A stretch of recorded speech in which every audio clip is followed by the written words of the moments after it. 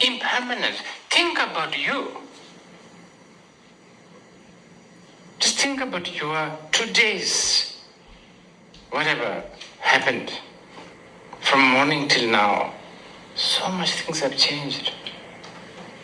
And it's going to change. You like rock and roll? Today? By next week you'll be listening to Dolly Parton.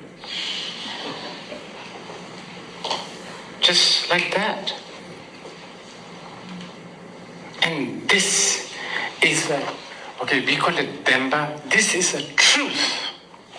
This truth is not made by Buddha, by the way. It's not because Buddha said, okay, everything is impermanent, and suddenly everything became impermanent. It was impermanent before Buddha, it was impermanent during the Buddha, and it is impermanent after the Buddha. It's impermanent in Toronto, it's impermanent in Bodh Gaya, it's impermanent in Peru. You understand? This is a truth that you cannot change. And you need to surrender to this truth. This is difficult. Very difficult. Do you know why you use moisturizer? There's a tinge of you not being able to surrender to this. We shop as if we are going to live 1,000 years. Right? We plan our life as we are never going to die. We always say, I'm the same guy. You know, there's this total denial of impermanence. Surrendering to this is what we in Tibetan call jamdo, japdo, taking refuge. So, like Lama japdo means a surrender. So if you are afraid of getting wet in the rain, use umbrella. Do. You got it? Okay, so that's one. I'm making it very short. It's a very big teaching, by the way, just on impermanence. Now the next one, dukkha, really, really important, even more important than this.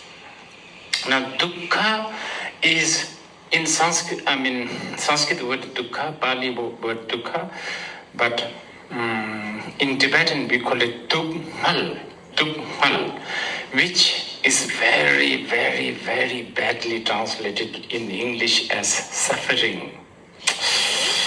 No, it's not. Of course, headache, stomach ache, depression is of course dukkha. Of course, that we don't need to even discuss. But what Buddhists are saying is, even your happiness is actually a dukkha. Because, you know why? Because it's uncertain. It's like a good wedding. Celebratory, everything, but oh my goodness, we never know what's the next. You understand? Wedding night, you may be already planning for divorce. Oh, it's tough. It's very tough to be with people, or whatever. You understand? Dukkha. Now even more important, I will tell you real dukkha. Many times dukkha, we don't know, are things that we think valuable. I'm going to partially tease you. Things like democracy. I can almost tell you, in the name of democracy, probably more people have been killed. Of course, the democratic countries like Canadians and Americans, they blame to communists and some people, but I'm very sure you do research, you guys are young, you should. In the name of democracy, so many people are suffering because they give you this drug of democracy, illusion of democracy. Everybody becomes unsettled. And then I will tell you more, something called freedom, which I'm sure you young people, you love so much. But can you really handle freedom? No, you can't. freedom is the most difficult to handle. I sometimes think that the world is too free. It's so scary. Plus, the Western value of hyper-individualism. Oh my goodness, everybody wants to be Kim Jong-un. Individually. Everybody wants to be Kim Jong-un. Freedom, democracy, you know all of them. That is a dukkha. That is painful. In Bir, this is where I stay. I had a lunch with some American friends. Half the time, our conversation was, blaming social media for ruining the family life. My kids are doing this, video games, this, pornography, that, blah, blah, blah, all that. You understand? Suddenly, out of nowhere, the conversation changed. Then half the dinner, we talked about how North Korea doesn't have freedom of social media. Can you see the contradiction?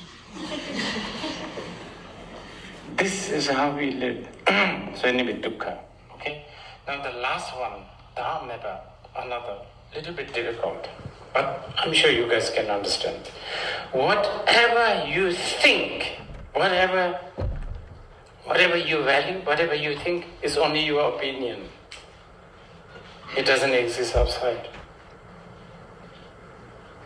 Dhamma. Okay? How it appears is not how it is. Okay, to summarize your question, this is coffee. What I just told you.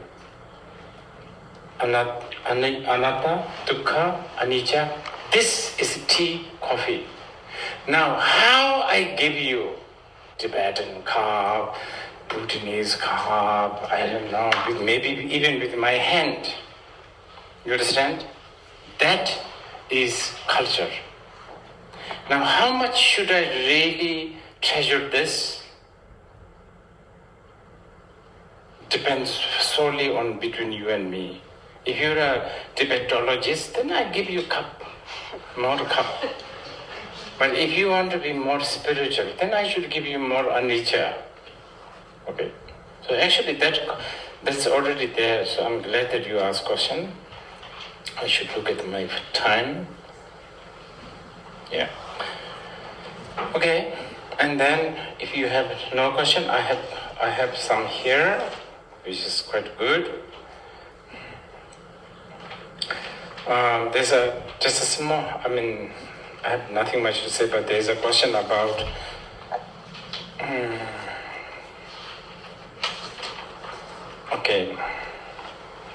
something to do with my filmmaking.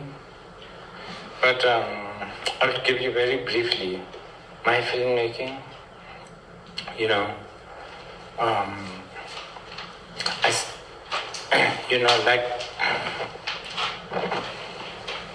Like every artist, we have a certain struggle.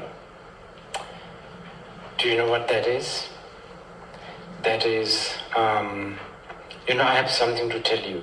As an artist, there's always something to tell you, right? But you see, the thing is this: when you have something to tell you, if you tell whatever is in your head to somebody, let's say even one person, without knowing the capacity, the background, he or she to whom you are telling, they don't get it. So a really good artist really need to let's say you have 100% thing to tell you, then you need to give 50%. But the 50%, you tell them how they want to hear, And have you watched a movie called RRR? Have you? Yes. That, to me, is what I would say, artists only give 1%, 99% whatever people want to hear. This is why I would say RRR is a very good, bad movie. It's really good, because it really knows how, the director and the writer, what do people want to hear? So then they give you. Now, with me, I have some problem. My own pride, my own arrogance, pride. Oh, it doesn't matter. I will just tell them whatever I want to tell them. So I've been making this kind of film. Nobody watches. My last film, Pig at the Crossing. I'm sure none of you even heard about it. Have you? Yes. Oh, I feel very encouraged. Pig at the Crossing, 38 festivals, rejection, including the Dharamsala festival. So my next door, 38 film festival. So this time I just finished making one. This time I really tried to do 50-50. So this time I made a film with a lot of cheesy music, a lot of close-up, beautiful shots.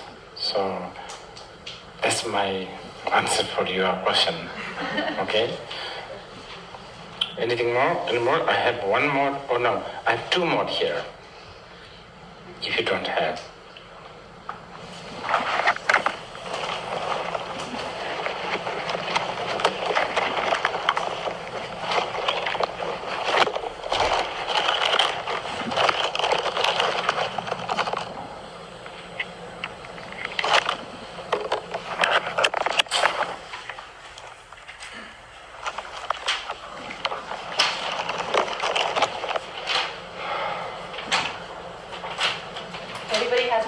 Raise your hands, Rob.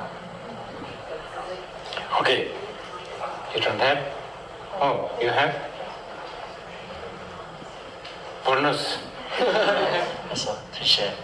I kind of wanted to ask, regarding, like, not trying to go too deep into the technicals, but as Buddhist monks, when we speak and talk about, like, impermanence and non-duality and selflessness, when dealing with the current events in the world, like Palestine and Israel, I currently go to like a majority Jewish college, and the kids there, like, as a Buddhist practitioner, we want to not take sides. But then I look crazy to my friends who support Palestine. But then I try to tell them, like, there's always, not trying to advocate for killings of either or, but try to kind of extend the empathy. But I always sound crazy to them every time I say this. So how would you like try to explain it to children to not fully hate a certain side? Because I feel like I've always had good interaction with some other Jewish people, great individuals, even in Buddhism. But yeah, like not just trying to make villains look like villains, because That's why I should not be going to these places, because I just end up always taking side.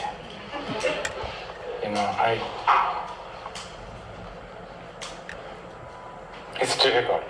I have a sympathy. I have no answer for you. I have no answer for you, but overall, very vaguely, I think, you guys are very young, so I would advise, I'm 22 years older than Canada, so I'm entitled to give you a bit of my own advices, maybe a bit too much, but I share. I think you should try to beat algorithm before algorithm beat you. So yes, don't trust one media source. Just read all. I know you are never not going to look at the social media because you are just, that's only there is. So if you must surrender to social media, read all. I just recently told a group of Nepali and Indian, if you want to know about India, read Pakistani newspaper. If you want to read about vice versa. If you want to know about China, don't trust BBC, don't trust CNN, especially for the young Tibetans, I'm telling you. Because they have a totally biased, wrong views. Actually, there's a question regarding this. So same thing. So I will not trust, I will just be listening to all, And I think it will always give you a different perspective. And when you have a different perspective, I think even though you may look crazy and you may look a little bit undecisive, I think you are strong. I think you will be strong. So I think that's just my thinking. Okay.